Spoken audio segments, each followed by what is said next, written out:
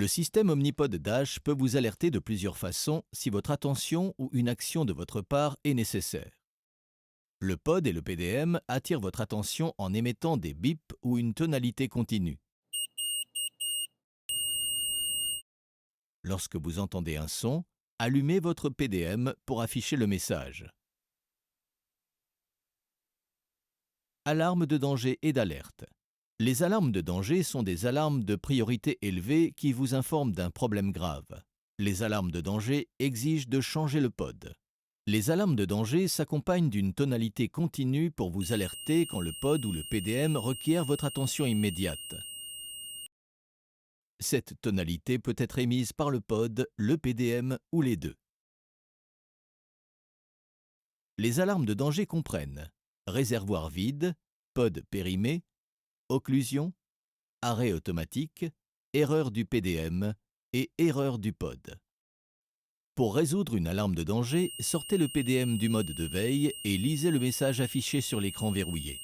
Après avoir entré votre code PIN, lisez le message à l'écran puis appuyez sur OK sur le PDM pour arrêter l'alarme.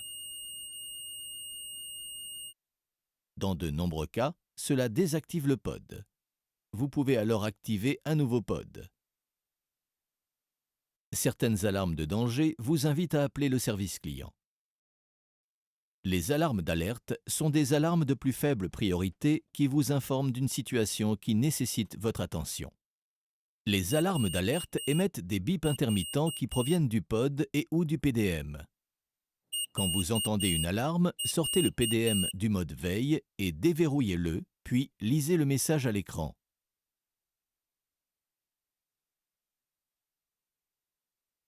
Les alarmes d'alerte comprennent pod périmé, réservoir bas, alerte arrêt automatique, batterie du PDM faible et REPR insuline.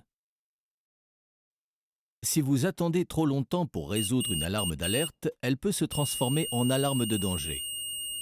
Notification ou rappel. Les notifications sont un type de rappel qui peuvent être personnalisés selon votre routine quotidienne.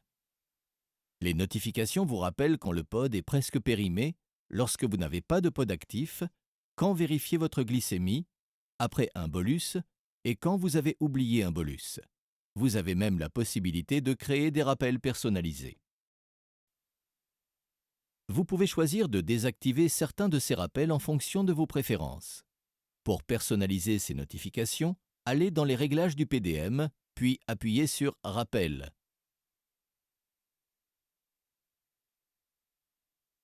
Erreur de communication. Une erreur de communication se produit en général lorsque le PDM est trop éloigné du pod ou si la communication est interrompue par des interférences externes. Le PDM peut vous informer de cet état en affichant 2 tirets dans la barre de statut. L'affichage de ces tirets est courant et facile à résoudre. Si le PDM ne parvient pas à se connecter au pod, vous recevrez une erreur de communication du pod.